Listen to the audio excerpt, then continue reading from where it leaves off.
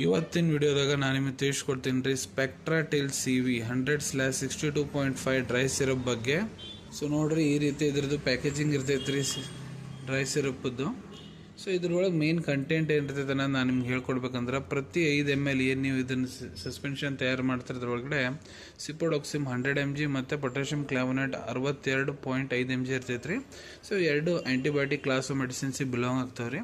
So ನಿಮ್ಮ ಮಕ್ಕಳಿಗೆ ಏನಾದರೂ ಬ್ಯಾಕ್ಟೀರಿಯಲ್ ಇನ್ಫೆಕ್ಷನ್ ಆಗೈತೆ ಅಂದ್ರೆ, ಸ್ಪೆಷಲಿ ಇದು ರೆಸ್ಪಿರೇಟರಿ ಟ್ರ್ಯಾಕ್ಟ್ ಇನ್ಫೆಕ್ಷನ್, ಬ್ಯಾಕ್ಟೀರಿಯಾ ಸಂಬಂಧ ಅವ್ರಿಗೆ ಶ್ವಾಸಕೋಶದಾಗ ಏನಾರ ಪ್ರಾಬ್ಲಮ್ ಆಗಿತ್ತಂದ್ರೆ ಅದನ್ನು ಗುಣಪಡಿಸ್ಲಿಕ್ಕೆ ನಿಮ್ಮ ಮಕ್ಕಳಿಗೆ ಇದನ್ನು ಡಾಕ್ಟರ್ ಬರೆದು ಕೊಟ್ಟಿರ್ತಾರೆ. ಅದು ಮೂಗ್ನಾಗ ನಿಮ್ಮ ಮಕ್ಕಳಿಗೆ ಏನಾರ ತ್ರಾಸ ಆಗಿರ್ಬೋದು, ಮೂಗು ಸೋರೋದು, ಮೂಗು ಜಾಮ್ ಆಗೋದು, ಅವರಿಗೆ ಟಾನ್ಸಿಲ್ಸ್ ಗಂಟಲು ಚುಟ್ಕಿ ಆಗಿರ್ಬೋದು, ಪೆರಟೈಟಿಸ್ ಸಮಸ್ಯೆ ಆಗಿರ್ಬೋದು, ಇಲ್ಲ ಅವರಿಗೆ ಶ್ವಾಸಕೋಶದಾಗ ಪ್ರಾಬ್ಲಮ್ ಆಗಿರ್ಬೋದು, ಬ್ರಾಂಕೈಟಿಸ್, ಅಸ್ತಮಾ ಆಗಿರ್ಬೋದು, ಉಸಿರಾಡಕ್ಕೆ ಕಷ್ಟ ಆಗಕ್ಕೆ ಕುಂತೈತಂದ್ರೆ, ಕೆಮ್ಮು ಐತಂದ್ರೆ ಅದಕ್ಕೆಲ್ಲ ಇದನ್ನ ಬರೆದು ಕೊಟ್ಟಿರ್ತಾರೆ ರೀ. ರೆಸ್ಪಿರೇಟರಿ ಪ್ರಾಬ್ಲಮ್ಸಿಗೆ ಬೆಸ್ಟ್ ಇದೆ ಆ್ಯಂಟಿಬಯೋಟಿಕ್ ಸಿರಪ್ ಅಂತಾನೆ ಹೇಳ್ಬೋದು.